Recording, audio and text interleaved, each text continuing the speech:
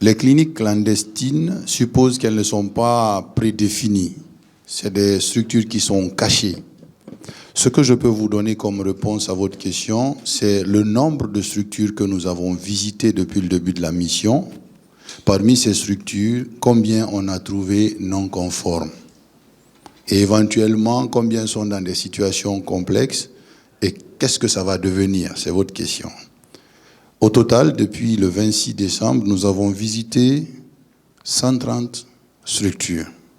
Du 26 décembre 2024 jusqu'au 21 février 2025. Donc, les équipes du comité technique national sont passées dans 130 structures médicales et paramédicales à Conakry.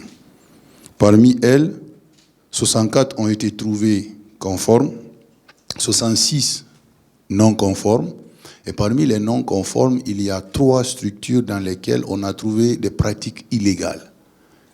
Soit le concerné n'est pas spécialiste du domaine et il est en train de soigner des Guinéens, soit il est en train de faire la médecine, en même temps il fait le commerce de médicaments dans sa structure, soit il n'est pas spécialiste en chirurgie, nous l'avons trouvé en train d'opérer. Les 3 derniers cas que j'ai cités là, c'est des cas judiciaires. Ils sont renvoyés vers la gendarmerie qui fait partie de la mission. La Direction centrale des investigations judiciaires les entend et rend compte au parquet compétent. Il n'y a pas d'état d'âme. Il faut que les gens sachent que lorsque vous exercez illégalement la médecine en Guinée, vous vous exposez au risque d'aller en prison. Quand c'est comme ça, on fait attention. Donc c'est le sort des 3 cas judiciarisés. Maintenant, les autres non conformes, l'objectif, ce n'est pas de fermer pour fermer. On ferme pour obliger les gens à corriger les imperfections qui existent sur leur structure. Si, par exemple, la structure fonctionne sur 3 activités différentes et que la 4e activité, c'est la chirurgie, qu'on rentre dans le bloc opératoire, on trouve que les murs sont en peinture foam, comme c'est le cas ici, ce qui n'est pas du tout correct pour un bloc opératoire, on exige la mise en place des faïences.